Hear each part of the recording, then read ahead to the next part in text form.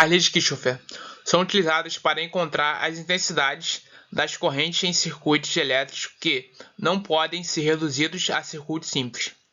A primeira lei de Kirchhoff é chamada de lei das correntes, que se aplica aos pontos do circuito onde a corrente elétrica se divide, ou seja, nos pontos de conexão entre três ou mais condutores, conhecido como nós.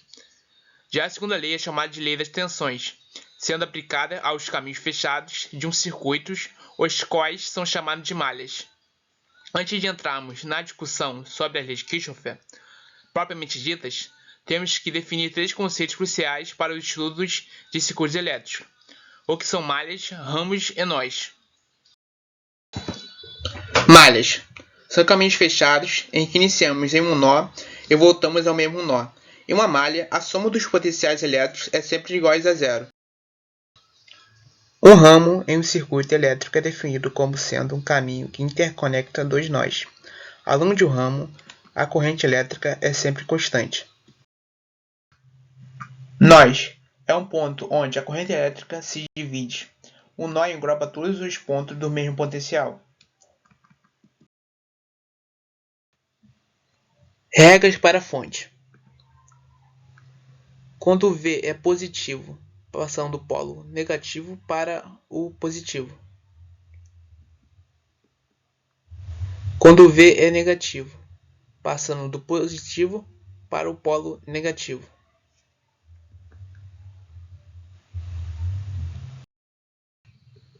Quando se atravessa uma resistência no mesmo sentido da corrente convencional, a queda de potencial é negativa, isto é, dV é igual a menos RI. Quando se atravessa uma resistência no sentido real da corrente, a queda de potencial é positiva, isto é, dV é igual a RI. A primeira lei de Kirchhoff, também conhecida como lei de Kirchhoff das correntes LKC, determina que, para um nó, o somatório das correntes que entram no nó deve se igualar à somatória das correntes que dele saem. Essa lei é consequência da conservação da carga elétrica, cuja soma algébrica das cargas existentes em um sistema fechado permanece constante. A somatória das correntes que entram no nó deve ser zero. A segunda lei de Kirchhoff é também chamada de lei de Kirchhoff das tensões, LKT.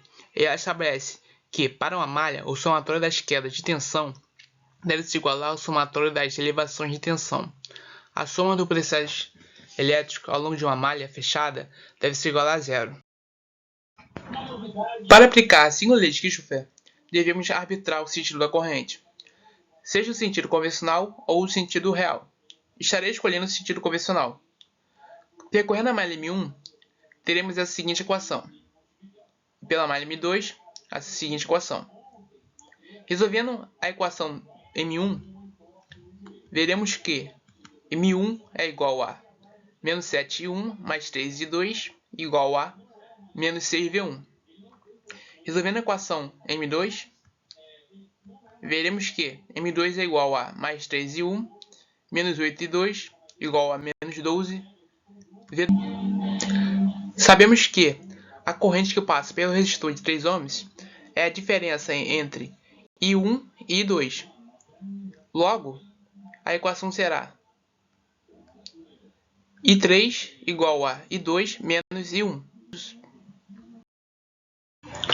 Para resolver as equações, devemos escolher uma das incógnitas para eliminarmos, seja I1 ou I2.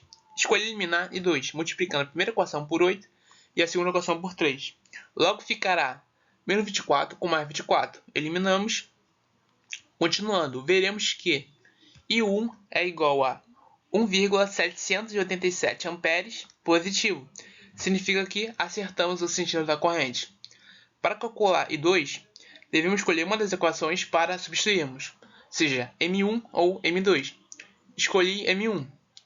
Substituindo, ficará menos 7 vezes 1,787 mais 3I2 igual a menos 6V1. Continuando, veremos que I2 é igual a 2,170 amperes positivo. Significa que acertamos o sentido da corrente.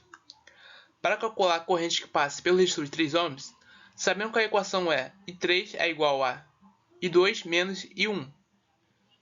Substituindo os valores, veremos que I3 é igual a 0,383 amperes positivo. Significa que acertamos o sentido da corrente. Agora que já sabemos os valores das correntes de I1, I2 e I3, podemos calcular o valor das quedas de tensões de cada malha. A malha M1, né?